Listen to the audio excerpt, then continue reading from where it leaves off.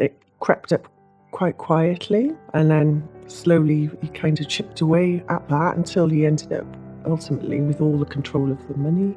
And he would do this through coercive types of control.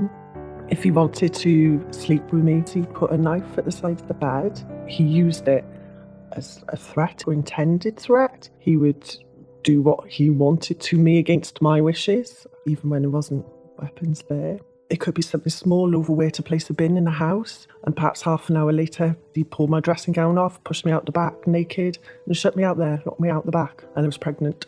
So it was quite hard to even contemplate leaving from a financial viewpoint. There's obviously other factors that stop you leaving, but even if you take away those, I couldn't quite figure out how I was going to do that. He pulled me down to the bank.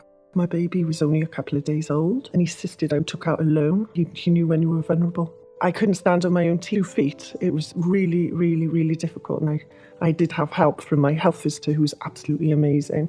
The abuse continued after I left. He just still had the control. And everywhere I turned, there he was, perhaps 3-4 times a day. It probably went on for a year after I left him. I wouldn't go out on my own, so I'd always have to have somebody with me, a friend or my family. And it made me a shadow of my former self.